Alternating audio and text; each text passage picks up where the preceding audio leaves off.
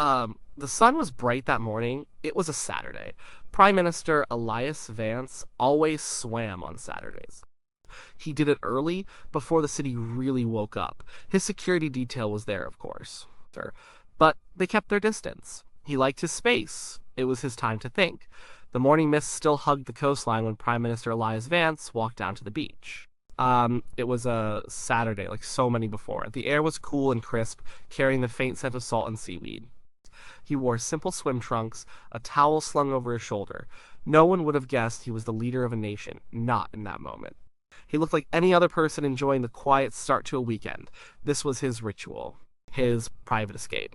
Every Saturday, rain or shine, he swam in the calm waters of Triton Cove. Triton Cove was a small, secluded stretch of beach, not far from the official residence. High cliffs protected it on two sides, giving it a sense of privacy. The water here was usually placid, a gentle blue that reflected the sky. His security detail, always present, always discreet, watched from a vantage point higher up the cliffs, and from a small, camouflaged tent on the sand.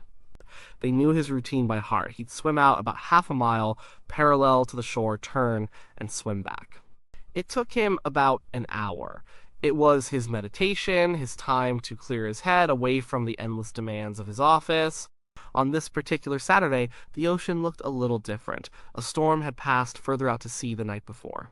The waves were bigger than usual, breaking with a soft rumble against the shore. The water had a darker, more powerful hue. But Elias was a strong swimmer. He had learned in these very waters as a boy. Well, he trusted the sea. He waved a quick, casual hand at Captain Alina Khan, his head of security, before wading into the cool embrace of the ocean. Lena watched him go. She always did. Her job was to observe, to anticipate, to protect. Her team was positioned perfectly. Sniper teams on the cliffs, divers on standby in the hidden inflatable boat.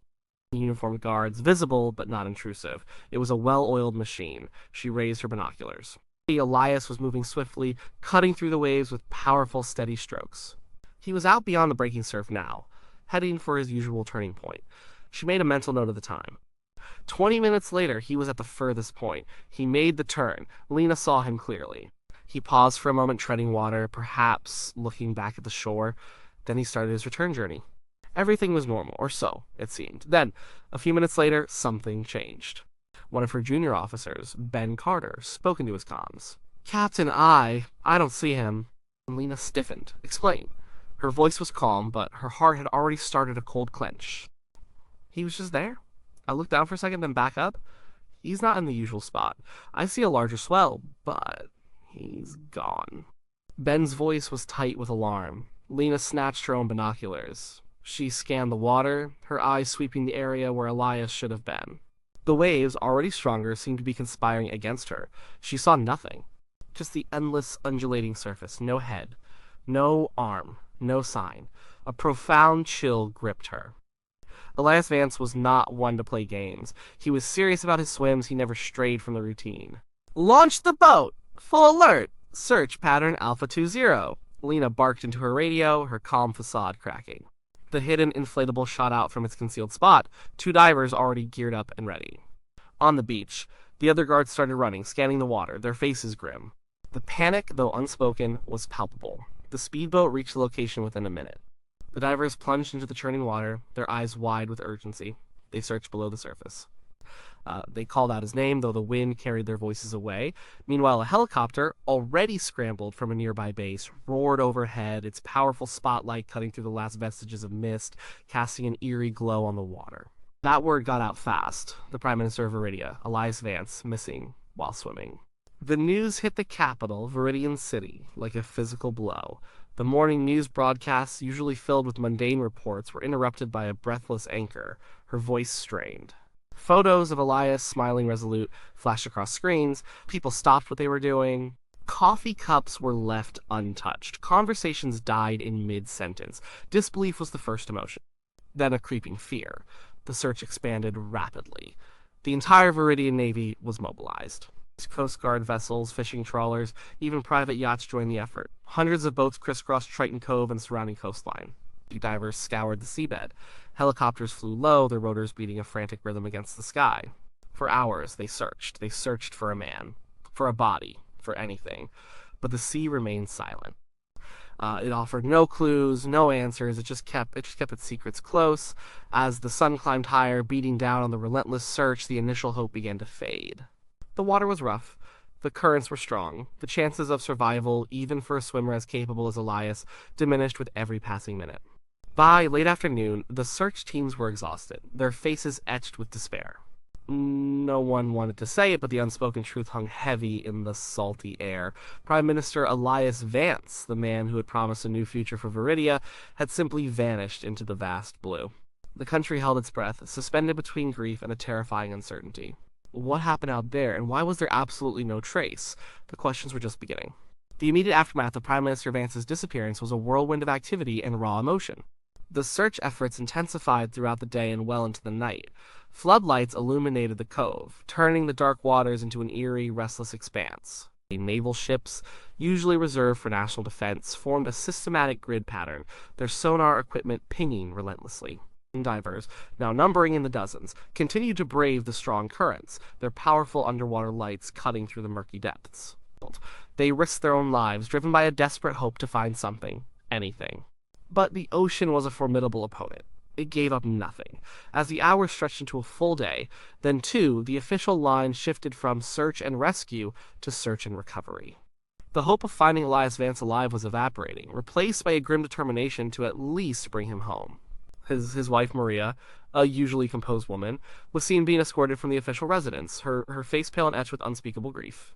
Their two children, still young, were kept out of the public eye, shielded from the crushing reality. The weather conditions during the initial hours became a point of early debate. While the storm had mostly passed, the sea remained turbulent. Waves crashed against the shore with more force than usual. Currents were strong, capable of pulling even an experienced swimmer far out to sea. The marine experts were brought in. They studied tidal charts, wind patterns, and the specific dynamics of Triton Cove. Their models suggested that if a body had been swept away, it could be carried kilometers down the coast or even further out into the open ocean. This made the search area impossibly vast. Early theories were simple, almost painfully so. The most obvious was a tragic accident. Elias, despite his strength, was still human. A sudden cramp, an unexpected large wave, a moment of disorientation. It was plausible. He could have been pulled under, unable to resurface. Some whispered about a medical emergency. A heart attack, perhaps, while in the water. He was in his early 50s, generally healthy, but no one truly knew what went on inside a person's body. Another, more terrifying possibility was a shark attack. Viridian waters were known to have a few species of sharks, though attacks on humans were rare. Yet, the absence of a body made this a chilling thought. If a shark had attacked, there might be little left to find. The country was plunged into a state of shock. Viridia was a relatively small nation, and Elias Vance was more than just a prime minister. He was a charismatic leader who had come to power on a wave of hope. He promised to tackle corruption, to bring in new industries, to lift the standards of living for ordinary citizens. He was seen as a man of the people, humble and direct. His disappearance felt like a personal loss to many. Candlelight vigils were held in town squares. Flags flew at half-mast. The nation collectively grieved. But alongside the grief, a less comforting emotion began to surface: suspicion. Humans crave answers, especially when tragedy strikes a prominent figure. The sheer absence of any trace, not even a piece of clothing, began to gnaw at people. It felt too clean, too complete. How could a person just vanish without a single ripple of evidence? The seed of doubt was planted. Politically, the country was in turmoil. The Constitution had provisions for such an event, but the ambiguity of a missing leader rather than a deceased one created a gray area. Vice Prime Minister Anya Sharma, a stern but capable woman, stepped in as acting prime minister. She addressed the nation, her voice heavy with sorrow, promising a thorough investigation and continued stability. But behind the scenes, there was a quiet struggle for power. Vance had many allies, but he also had powerful enemies. His anti-corruption drive had threatened many established interests. His reforms had ruffled feathers. The sudden void, at the top, was an invitation for jockeying and maneuvering. The media, initially respectful in their reporting of the tragedy, soon became a platform for discussion and, inevitably, for rumor. Talk shows debated the possibilities. Experts weighed in. Ordinary citizens called in, offering their own theories. Some suggested he had been taken by a rogue wave, a tragic accident. Others started to whisper about more sinister explanations. What if he hadn't been alone in the water? What if someone had been waiting? The questions hung in the air, thick and heavy, and without answers, they started to morph into something darker. The initial search was winding down, leaving behind a nation grappling not just with loss, but with a profound, unsettling mystery. The sea had given up no clues, and the lack of closure was beginning to breed something dangerous, widespread mistrust.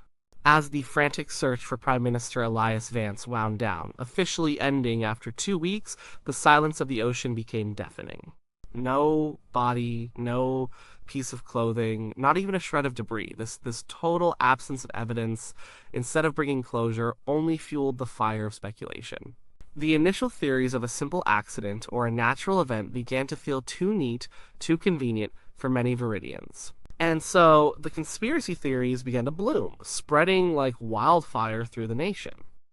People started to ask uncomfortable questions. How could such a high-profile individual, even one who enjoyed his personal space, be so completely unprotected? His security detail was considered elite. Why were there no immediate direct observations of his last moments? Why was no one closer? Captain Lena Khan and her team faced intense scrutiny. They gave their accounts detailed and precise, describing the sequence of events. But for a public hungry for answers, their narrative felt insufficient. They were trained to protect him, and they failed. Was it incompetence or something more? The darkest theories suggested assassination. Elias Vance had made powerful enemies. His crackdown on organized crime had upset cartels that had long operated with impunity. His reforms targeting corrupt business practices had threatened the fortunes of some of Viridia's wealthiest and most influential families. His foreign policy initiatives, which favored closer ties with some nations over others, had also created adversaries on the international stage.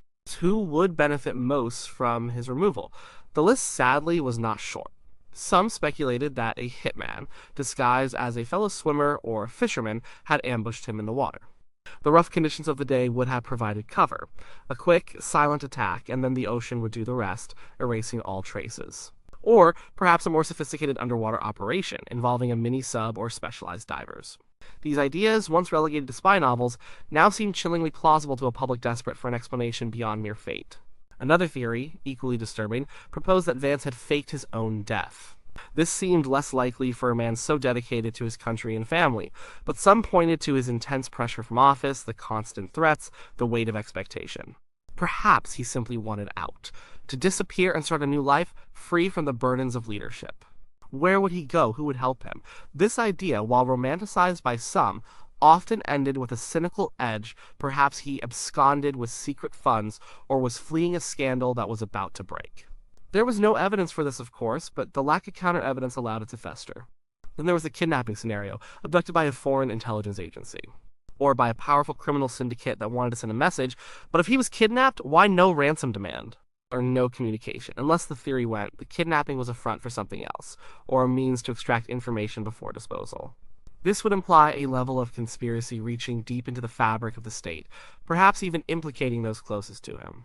The media, sensing the public's thirst for answers and drama, latched onto these theories. Tabloids ran sensational headlines. Investigative journalists, or those who claimed to be, dug into Vance's past. They looked for hidden debts, secret affairs, any scandal that could explain a desperate exit or a vengeful attack. Every meeting he held, every trip he took, every policy he pushed was scrutinized under a new, suspicious light. Old political rivals, initially expressing condolences, found themselves subtly benefiting from the power vacuum. Some even fueled the rumors, directly or indirectly, subtly shifting blame or suspicion. Public trust in the official narrative, which continued to lean towards a tragic accident, began to erode significantly. People felt they were being lied to, or at least not being told the whole truth. If the government couldn't protect its own leader or explain his disappearance, what did that say about their competence? Protests erupted in some cities demanding full transparency, demanding answers. The image of the Prime Minister, once a symbol of hope, now became a symbol of unsettling questions, an open wound in the nation's psyche. The most disturbing aspect was the way these theories fed into a wider societal paranoia. People began to look at each other differently. Neighbors questioned neighbors. Was the government truly in control? Or were powerful, unseen forces at play, pulling the strings from the shadows? The disappearance of Elias Vance wasn't just a personal tragedy, it had become a national trauma, shaking the foundations of Viridian society and leaving a lasting legacy of doubt and distrust. The absence of a body meant there was no tangible end, just an unending echo of what-ifs and who did it. Months turned into a year, and then 2. Prime Minister Elias Vance was officially declared presumed dead, a legal necessity for the country to move forward. Vice Prime Minister Anya Sharma fully assumed the role of Prime Minister, but the official declarations did little to quell the nagging feeling of unease that permeated Viridia. The lack of a definitive answer continued to haunt the nation, leaving behind a trail of unanswered questions and deeply entrenched doubts. The official inquiry, conducted by a specially appointed commission, released its findings after a painstaking investigation. It concluded that, based on all available evidence, the most probable cause was a tragic swimming accident. It cited the rough sea conditions, strong currents, and the absence of any signs of foul play. The report was meticulously detailed, outlining every step of the search, every interview, every piece of data.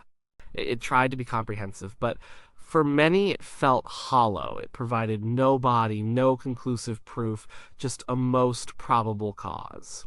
Eyewitness accounts, initially consistent, began to be re-examined under the harsh light of public skepticism. Captain Lena Khan and her security team stuck to their original statements. They described the precise time Elias Vance was last seen, the moment they realized he was gone. But subtle discrepancies emerged when their statements were cross-referenced with others. A local fisherman who had been out early that morning claimed the waves weren't as rough as reported. Another beachgoer walking with his dog further down the cove recalled seeing a small, unfamiliar dinghy heading out to sea unusually fast shortly after the alarm was raised. These small details, dismissed by the official inquiry as unreliable or coincidental, became fodder for conspiracy theorists. Experts were called in, both by the government and by independent media outlets. And marine biologists explained how powerful ocean currents could carry a body far offshore, or even pull it down into deep trenches, making recovery nearly impossible. Security specialists debated the protocols of protecting a leader who insisted on a degree of personal freedom.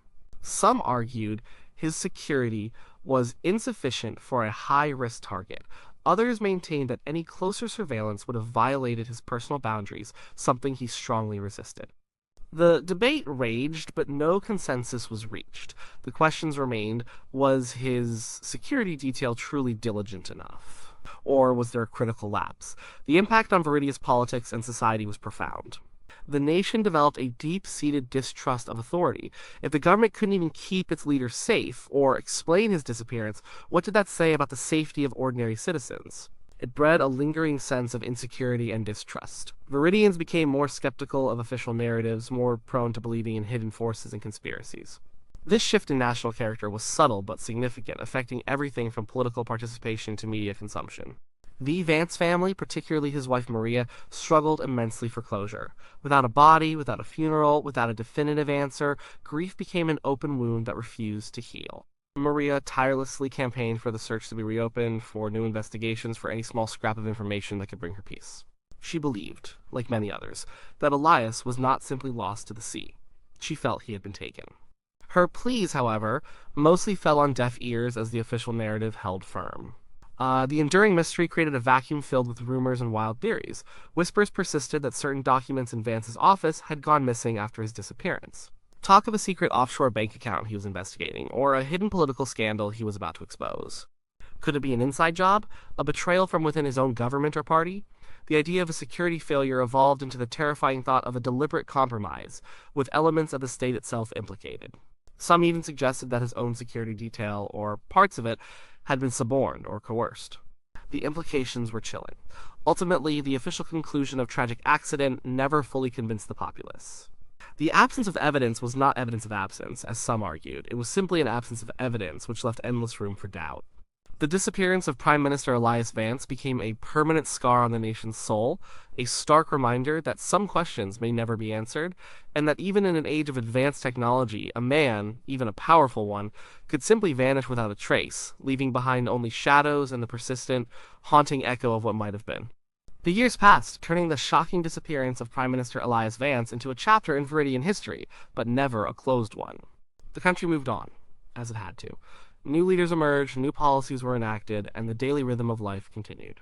Yet the ghost of Elias Vance lingered a permanent shadow over the nation's consciousness. His story became a cautionary tale, a national enigma, and for many, a symbol of hope tragically cut short.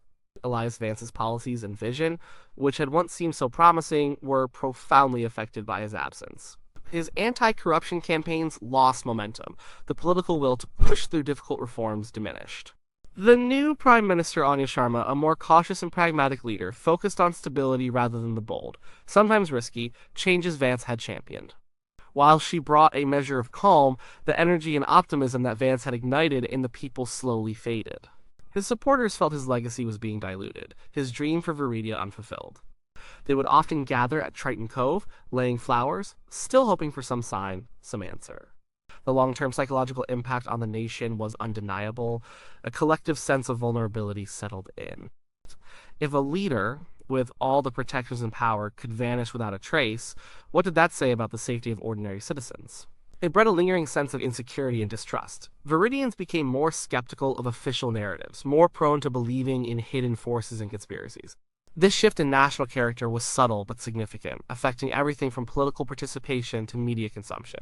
The disappearance became a national legend, almost a modern myth. Children grew up hearing stories of the lost prime minister.